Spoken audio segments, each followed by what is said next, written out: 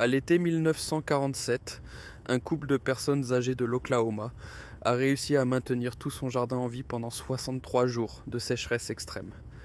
Ils n'avaient pas d'électricité, pas de tuyaux automatiques et encore moins d'engrais coûteux. De nos jours, nous dépensons des centaines de dollars pour des systèmes de plate-bande surélevés, des pesticides et des outils de jardinage modernes et sophistiqués. Il y a cependant une vérité que l'industrie voudrait vous cacher. Les astuces de jardinage les plus efficaces sont en réalité totalement gratuites. Le numéro 7 de cette liste est une technique d'humidité du sol si efficace que vous n'aurez même pas besoin d'arroser pendant toute une année. Le numéro 14 est une idée de la reine du sans-labour, No-Dig, Ruth Stout, qui n'a pas désherbé une seule fois pendant 30 ans. Ces 25 astuces de jardinage hors réseau ont autrefois aidé nos grands-parents à survivre à la dépression, aux longues pannes de courant et aux mauvaises récoltes. Au fil du temps, elles ont été remplacées par des produits pratiques dont on fait la promotion partout. Aujourd'hui, nous allons explorer 25 astuces de jardinage anciennes, bon marché, mais incroyablement ingénieuses, qui font encore des merveilles de nos jours. À l'époque, dans les années 1930, alors qu'un tiers de la population américaine était au chômage, la devise de chaque famille était « utiliser jusqu'au bout, user, faire avec ou s'en passer ». Bien que les temps fussent durs, les Américains essayaient tout de même de conserver leur habitude de boire du café. Comme le café n'était pas donné, ils utilisaient le marc de café à des dizaines de fins différentes au lieu de le jeter. Les grands-mères patientes étalaient souvent le marc de café sur des plaques de cuisson et le laissaient sécher complètement au soleil, jusqu'à ce qu'il soit aussi fin que du sable.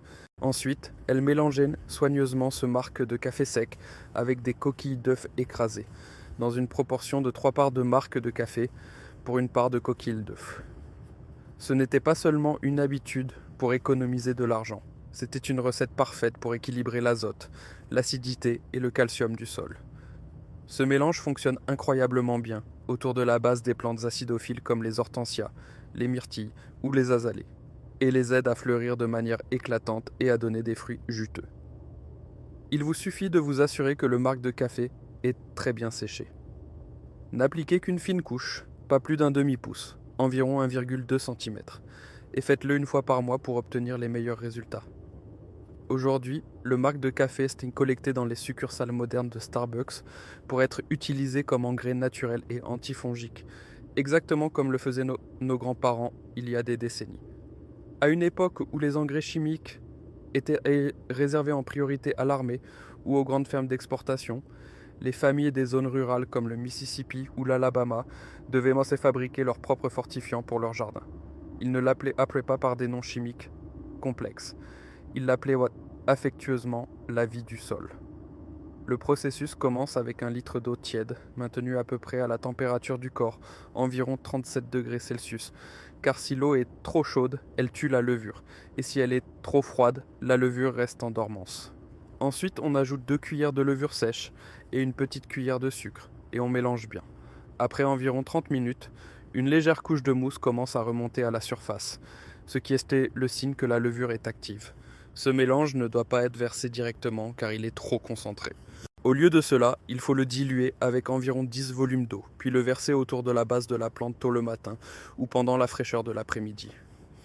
Les gens croient même que la solution de levure aidait le système racinaire à se développer beaucoup plus fortement, ce qui était particulièrement utile pour les tomates, les haricots ou les légumes cultivés dans un sol sablonneux pauvre en nutriments.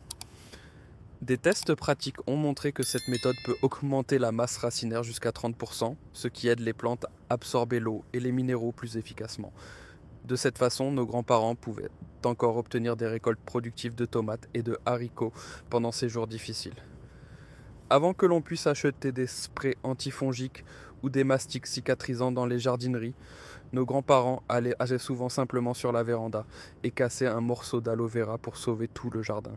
Si une branche de tomate se cassait à cause d'un vent fort, ou si un tronc d'arbre était égratigné après la taille, ils frottaient le gel transparent de l'aloe directement sur la plaie.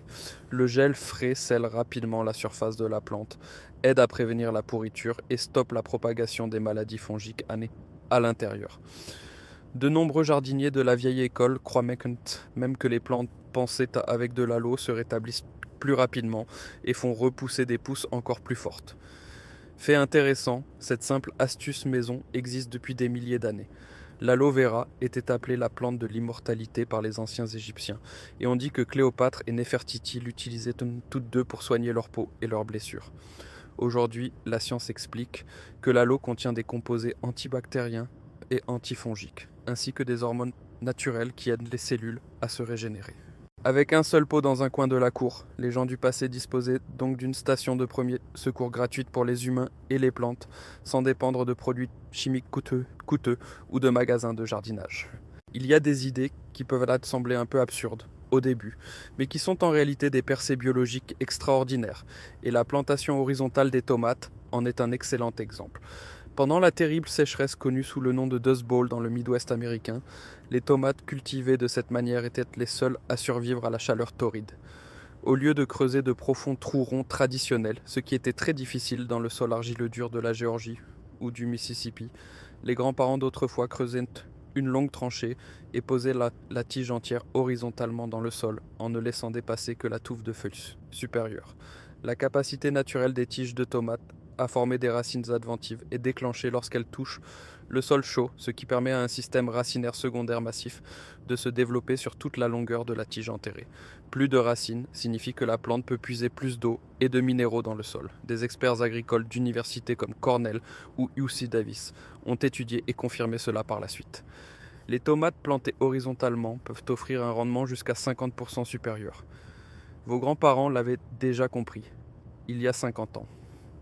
Avant que les bacs à plantes modernes n'apparaissent dans les jardineries, de nombreuses familles rurales cultivaient suffisamment de pommes de terre pour tout l'hiver en utilisant simplement de vieux sacs qui contenaient autrefois de la nourriture pour animaux. Ils plaçaient le sac dans un coin ensoleillé de la cour, le remplissaient d'une couche de terre mélangée à du compost, puis laissaient tomber quelques pommes de terre de semences au fond. À mesure que la plante grandissait, ils ajoutaient continuellement des couches de terre jusqu'à ce que le sac soit complètement rempli. Ce qui est intéressant, c'est que cette astuce provenait de la longue expérience des jardiniers amish. Ils avaient été remarqués que les plants de pommes de terre formaient de plus en plus de tubercules le long de la partie de la tige recouverte de terre. Ainsi, au lieu de les planter horizontalement dans des rangées traditionnelles, ils utilisaient la hauteur du sac pour augmenter la production dans un espace très restreint. Les vieux sacs drainaient également l'eau mieux que le sol tassé, ce qui évitait que les pommes de terre ne soient détrempées et ne pourrissent après de fortes pluies. Lorsque le temps de la récolte arrivait, ils n'avaient pas besoin de creuser tout le jardin. Ils renversaient simplement le sac et les pommes de terre, propres, roulaient directement à l'extérieur. C'est la mentalité classique du hors-réseau, typique des Amish. Transformer des objets que l'on a déjà à la maison en outils efficaces pour la culture alimentaire, avec presque aucun coût supplémentaire. En 1950, alors que l'Amérique était confrontée à l'une des pires sécheresses de l'histoire, des États comme le Texas, l'Oklahoma et le Kansas ont vu la terre se fissurer. Les puits s'asséchaient et les jardins se flétrirent lentement sous la longue chaleur. À l'époque, chaque goutte de pluie était aussi précieuse que la vie elle-même. Les jardiniers de cette époque ont imaginé une astuce très simple mais efficace. Au lieu de garder le sol plat autour de la base de la plante, ils utilisaient une houe pour amonceler la terre en forme de larges cuvettes autour des plantes qui nécessitent beaucoup d'eau, comme les citrouilles ou les pastèques. Lorsqu'il pleuvait, l'eau ne s'écoulait pas simplement, elle était retenue directement à la base et s'infiltrait lentement en profondeur vers les racines. Cette technique est en fait apparue il y a des milliers d'années dans les régions arides d'Afrique du Nord et a ensuite été utilisée par les familles pauvres d'Amérique comme stratégie de survie pour leur jardin d'arrière-cour. Pas de pompe, pas de système d'irrigation coûteux. Il suffisait de quelques minutes pour amonceler de la terre afin de maintenir une plante en vie pendant toute la saison sèche. Dans les moments les plus difficiles, ils n'attendaient pas que quelqu'un les sauve. Ils apprenaient à faire travailler la nature plus efficacement pour eux. La hugelkultur est un terme allemand qui signifie culture en butte, et c'est un héritage agricole de l'Europe de l'Est du XIIe siècle, que les anciens jardiniers américains ont adopté et développé. Cette technique utilise du bois enterré pour créer des plates-bandes de jardin capables de s'auto-approvisionner en nutriments et en eau pendant des décennies.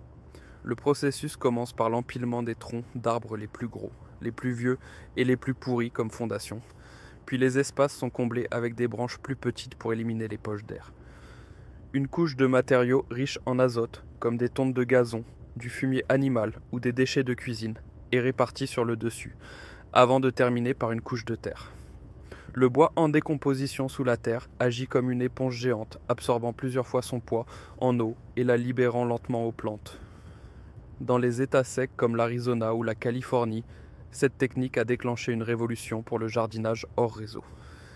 Il est connu que les jardins en hugelculture survivent 2 à 3 ans sans arrosage grâce à l'humidité stockée dans les troncs d'arbres en décomposition. Vous devez cependant éviter d'utiliser du bois contenant des conservateurs naturels ou des toxines, comme le cèdre ou le noyer noir, car ils peuvent ralentir la décomposition ou nuire aux plantes. En 1917, sous le patronage du président Woodrow Wilson, la United States School Garden Army, USSGA, a été l'un des mouvements citoyens les plus uniques de l'histoire. Avec un budget de 250 000 $, le programme avait un objectif ultime, transformer des millions d'hectares de terres urbaines non cultivées en source de nourriture, réduisant ainsi la pression sur un système agricole épuisé par la Première Guerre mondiale. La particularité de l'USSGA était la militarisation du jardinage. Les enfants n'étaient pas seulement des élèves, ils étaient taïwan des soldats du sol. Le programme a mis en place un système de grades complet, du sergent au capitaine, avec des insignes en tissu, des badges en métal et des uniformes spéciaux, transformant le travail acharné comme le désherbage ou la fertilisation en une glorieuse mission de combat. On apprenait aux enfants comment vérifier le pH, fabriquer du compost à partir de déchets de cuisine et lutter contre les parasites avec des méthodes naturelles. Au lieu de compter sur les livraisons de secours, des millions de jeunes soldats ont créé un excédent de nourriture directement dans leurs arrière-cours et sur les toits. Bien qu'il fût controversé d'appliquer la psychologie militaire aux enfants, l'USSGA a été un grand succès dans l'enseignement de la discipline et des compétences de survie.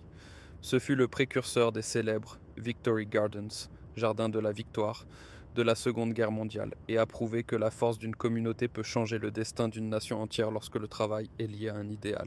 Avant que chaque garage ne soit rempli de sprays chimiques et de pesticides industriels, nos grands-parents géraient les fourmis en utilisant quelque chose qui était toujours disponible dans la cuisine, une bouteille bon marché de vinaigre blanc. Lorsqu'ils voyaient des fourmis s'aligner autour des plates-bandes de légumes ou ramper dans le garde-manger, ils mélangeaient simplement du vinaigre et de l'eau dans une proportion de 1 pour 1 et le pulvérisaient le long de leur chemin, autour de la base des plates-bandes ou dans les fissures près du nid. Après une seule nuit, ces pistes de fourmis bondées disparaissaient généralement presque complètement, sans qu'il soit nécessaire de répandre du poison dans le sol. Plus tard, des études ont finalement expliqué pourquoi cette simple astuce hors réseau était si efficace. La forte odeur acide du vinaigre interrompt les pistes de phéromones que les fourmis utilisent pour communiquer et guider toute la colonie. Une fois le signal olfactif effacé, elles perdent presque leur capacité à trouver de la nourriture et sont forcées d'aller ailleurs. Ce qui rendait cette astuce si populaire à l'époque, c'est qu'elle était incroyablement bon marché, sans danger pour le sol, et ne nuisait pas aux insectes utiles comme les abeilles ou les papillons.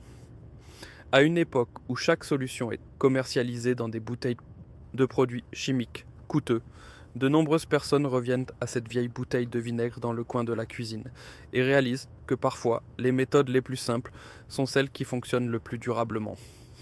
Dans les années difficiles, lorsque l'argent se faisait rare et que le magasin de fournitures agricoles se trouvait à des dizaines de kilomètres, nos grands-parents ne pouvaient pas courir acheter des remèdes chaque fois qu'une plante tombait malade. Si un bac de semis mourait, cela pouvait signifier que l'approvisionnement en légumes pour tout l'hiver à venir était perdu. Nos grands-parents ont donc appris à utiliser tout ce qui se trouvait dans la cuisine pour sauver leur jardin. L'une des astuces les plus étranges consistait à utiliser de la cannelle en poudre pour protéger les jeunes plantes des maladies fongiques.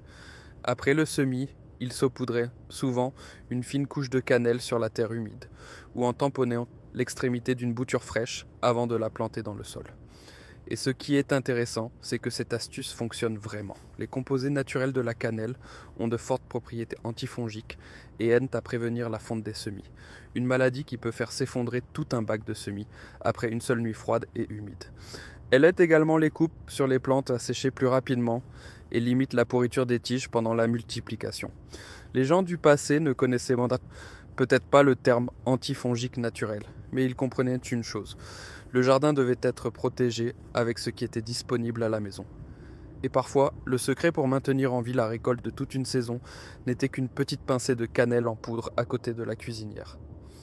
La plupart des anciennes familles américaines élevaient des poules, des canards ou des oies pour les œufs et la viande. Après l'abattage de la volaille, les plumes étaient souvent considérées comme des déchets difficiles à gérer car elles sont coriaces et ne brûlent pas facilement. Pour les grand-mères ingénieuses, cependant, c'était un trésor caché de nutriments. Elles enterraient souvent une épaisse couche de plumes et la plaçaient directement au fond du trou de plantation avant de semer des graines ou de planter un semis. Le secret réside dans la structure des plumes, dont le composant principal est la kératine, une protéine extrêmement riche en azote. Dans un sol humide, les microbes entament un lent processus de décomposition et transforment la kératine en nutriments essentiels. La science moderne a confirmé que les plumes contiennent jusqu'à 12% à 15% d'azote, ce qui est bien plus élevé que dans le fumier animal typique. L'enfouissement des plumes est aujourd'hui comparé à l'installation d'un réservoir de nutriments à long terme, qui aide les feuilles de la plante à rester vertes et saines pendant longtemps. À une époque où les engrais organiques deviennent une tendance, cette technique conserve toute sa valeur en termes d'écologie et d'économie. Même s'ils n'avaient pas de plumes de volaille, les anciens se racontaient que les cheveux humains avaient un effet similaire en raison de leur structure en kératine semblable. Avant l'invention des pesticides chimiques, les vergers de pommiers, de poiriers et de cerisiers en Nouvelle-Angleterre ou dans la France rurale étaient souvent menacés de destruction par les chenilles arpenteuses et les phalènes brumeuses. Pour protéger les récoltes, les gens de l'époque ont inventé un type de piège à anneaux d'huile très ingénieux. Ils enroulaient un morceau de tissu propre autour du tronc de l'arbre à environ 30 cm de la base, puis le recouvraient d'une couche de plastique découpée dans une vieille bouteille. L'intérieur de la couche de plastique était enduit d'une couche de vieille huile de cuisson, de vaseline ou de graisse. Lorsque les insectes grimpaient sur le tronc de l'arbre, les minuscules gouttelettes d'huile remplissaient les petites épines de leurs pattes, leur faisant perdre toute friction et les obligeant à rester coincés ou à faire demi-tour. Cette astuce était si célèbre qu'en 1885, la Tanglefoot Company a été fondée dans le Michigan uniquement pour fabriquer une résine collante spéciale basée sur cette formule traditionnelle de piège à huile. Il est cependant important de noter que vous ne devez jamais appliquer d'huile ou de graisse directement sur l'écorce de l'arbre. L'huile qui pénètre dans l'écorce bloque le processus d'échange gazeux de la plante, ce qui entraîne une grave pourriture du tronc. C'est pourquoi la technique consistant à enrouler d'abord du tissu ou du papier avant la couverture en plastique est une règle impérative qui ne doit pas être ignorée. En 1930, alors que les sécheresses de la Grande Dépression balayaient le sud des États-Unis, un bocal de sel marin dans la cuisine était la dernière ligne de défense pour les jardins familiaux. Lors de ces après-midi ensoleillés doux, lorsque la poussière blanche de l'oïdium commençait à ternir les feuilles de la citrouille, une réserve d'amidon vitale pour l'hiver, il diluait une cuillère à café de sel dans un précieux litre d'eau. Cette solution modifie le pH à la surface des feuilles et par osmose aspire l'eau des spores fongiques, les faisant se flétrir immédiatement. C'était cependant une arme à double tranchant dans les moments difficiles. Les familles se rappelaient toujours mutuellement de pulvériser avec beaucoup de parcimonie, juste assez pour adhérer aux feuilles. Car dans un monde où la terre était le seul bien, ils comprenaient que si le sel s'écoulait et s'accumulait dans le sol, il empoisonnerait le système racinaire et rendrait le jardin définitivement stérile, privant toute la famille de l'espoir de survivre pour les saisons futures. En 1944, Ruth Stout, connue sous le nom de Reine du Sans-Labour, a choqué le monde du jardinage traditionnel en affirmant qu'elle n'avait pas eu besoin de désherber pendant 30 ans, simplement en utilisant un morceau de carton. Après 1945, avec la croissance de l'industrie du transport maritime et la banalisation du carton, des jardiniers ingénieux ont découvert sa merveilleuse utilité pour l'amélioration des sols et ont largement diffusé la méthode. La procédure est très simple. Posez des feuilles de carton brun à plat sur le sol et superposez les bords d'environ 10 cm pour vous assurer qu'il n'y a pas d'espace par lesquels la lumière pourrait pénétrer. Recouvrez-les ensuite d'une couche de paillis, comme de la paille ou des feuilles sèches, d'environ 7 à 10 cm d'épaisseur. Cette couche de carton bloque complètement la lumière, ce qui détruit naturellement les mauvaises herbes en dessous, sans avoir besoin d'herbicides chimiques. Lorsque le carton se décompose, il devient une excellente source de nourriture pour les vers de terre et aide à ameublir et à enrichir le sol de manière magique. Un secret important est de tremper le carton avec beaucoup d'eau juste après l'avoir posé, afin qu'il épouse le sol, ce qui facilite la pénétration des vers et bloque l'oxygène pour les mauvaises herbes en dessous. C'est le moyen le plus économique et le plus simple de créer une nouvelle plate-bande de jardin sur de l'herbe sauvage, tenace. Pendant la Seconde Guerre mondiale, lorsque le sucre est devenu un article de luxe strictement contrôlé par des tickets de rationnement, le miel n'était pas seulement un substitut au sucre, c'était un symbole d'autonomie. Les gouvernements américains et britanniques ont fait de l'apiculture d'arrière-cour, qui était un passe-temps personnel, une stratégie nationale pour la sécurité alimentaire, et ont encouragé chaque famille à installer au moins une ruche à côté de son jardin de la Victoire. La véritable force de ces petits soldats réside dans leur capacité de pollinisation croisée. Les gens de l'époque ont réalisé que les jardins avec des abeilles dans un coin avaient souvent des rendements de 20% à 50% supérieurs. Les abeilles veillaient à ce qu'aucune fleur de tomate ou de gombo ne soit gaspillée, créant ainsi un écosystème fermé. Les abeilles obtiennent du nectar des fleurs, les plantes sont pollinisées, et la famille obtient à la fois de la nourriture et du miel doux. C'est la combinaison parfaite de l'élevage et de l'agriculture, sans avoir besoin d'engrais chimiques ou de technologies coûteuses. Pour soutenir les gens, des clubs d'apiculture sont apparus partout. Là, des maîtres apiculteurs apprenaient aux voisins comment construire des ruches à partir de vieilles caisses de transport et partageaient des techniques manuelles de récolte du miel. Plus intéressant encore, le gouvernement achetait également l'excédent de cire d'abeille à des fins militaires, comme pour polir les douilles de balles ou imperméabiliser l'équipement. Dans les anciens jardins, lorsque les épinards ou les tomates montraient des signes de feuilles jaunies, bien qu'ils fussent bien arrosés, les gens savaient que c'était l'appel à l'aide du sol en raison d'un manque de fer. Au lieu d'acheter des engrais complexes en micronutriments, les jardiniers amish utilisaient souvent de vieux clous en fer déjà rouillés. Ils laissaient tomber quelques clous dans un tonneau d'eau de pluie et les laissaient reposer un moment pour que le processus d'oxydation puisse se dérouler lentement. Lorsque le fer entre en contact avec l'eau et l'air, il libère une petite quantité d'ions de fer dissous. C'est la forme que les racines des plantes peuvent absorber le plus facilement. Arroser les plantes à partir de ce tonneau était comme une thérapie naturelle et sûre à base de suppléments de fer. Après seulement peu de temps, les feuilles jaunes commençaient à redevenir vert foncé et la plante retrouvait sa vitalité et poussait plus régulièrement. Cette petite astuce ne coûtait rien. Elle utilisait simplement des objets jetés pour résoudre un problème biochimique important pour les plantes. Elle nous rappelle que dans un écosystème fermé, rien n'est vraiment un déchet. Chaque objet peut trouver une nouvelle place et une nouvelle valeur si nous savons comment l'utiliser. Si l'on se promenait dans un jardin d'arrière-cour sous le soleil brûlant des années 1950, on voyait des sacs en plastique transparent recouvrant les jeunes semis et ressemblant à des serres miniatures. À l'époque, le plastique était une invention révolutionnaire et les jardiniers l'ont rapidement utilisé pour protéger les jeunes pousses.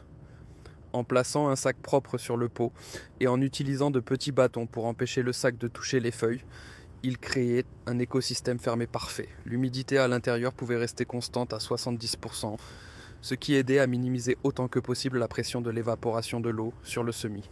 Des études modernes de Lucy Davis ont confirmé que l'humidité constante sous ce film plastique favorise une croissance des racines jusqu'à 25% plus rapide par rapport à un environnement ouvert. De cette façon, les jeunes plantes traversent paisiblement leur phase la plus sensible, malgré les conditions météorologiques difficiles à l'extérieur. L'Amérique a toujours été un grand producteur de coton, et l'utilisation de boules de coton pour semer des graines est devenue une habitude courante, en particulier pour les familles urbaines qui n'avaient pas de grands jardins. Les fibres de coton d'un blanc pur agissent comme un milieu de culture merveilleusement propre, qui retient l'eau de manière constante grâce à une forte action capillaire, tout en garantissant les espaces d'air nécessaires pour les graines. Cela empêche complètement les graines d'étouffer ou de pourrir en raison de l'engorgement du sol.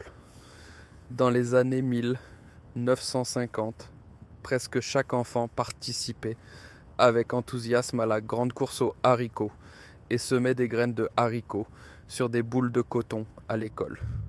Ce n'était pas seulement une leçon de biologie vivante, cela aidait également les gens à observer le plus clairement possible l'ensemble du processus de germination.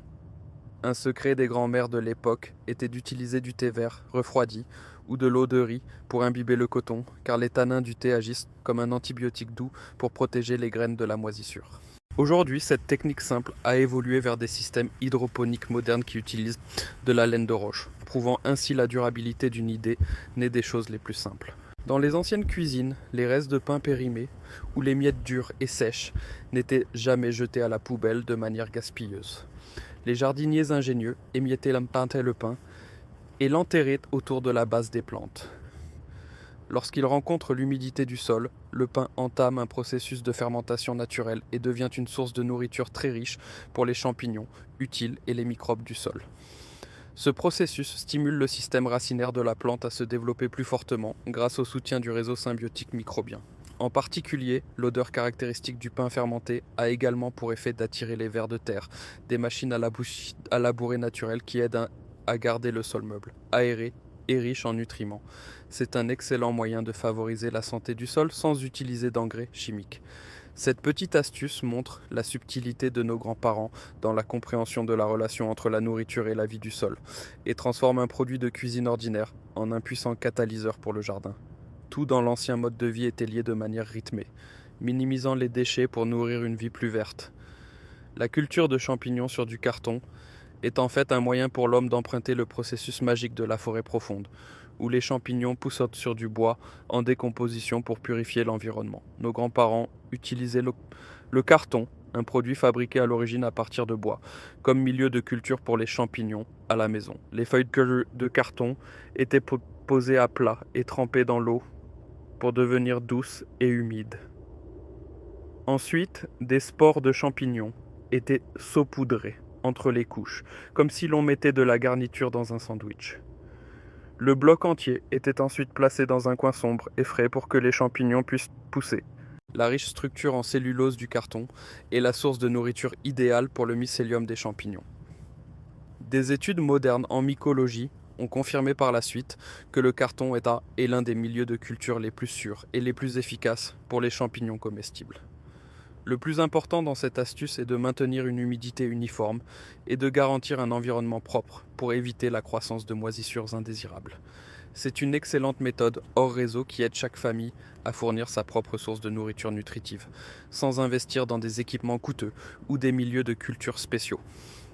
La culture de plantes thermophiles dans des climats aux nuits froides a toujours été un grand défi, mais les gens du passé l'ont relevé grâce à un art secret venu des Alpes, l'utilisation de pierres pour stocker la chaleur.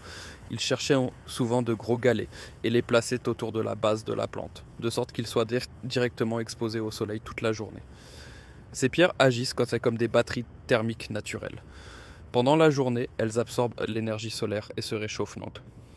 Pendant la nuit froide, elles rayonnent ensuite silencieusement de la chaleur pour réchauffer la zone des racines et la tige inférieure de la plante.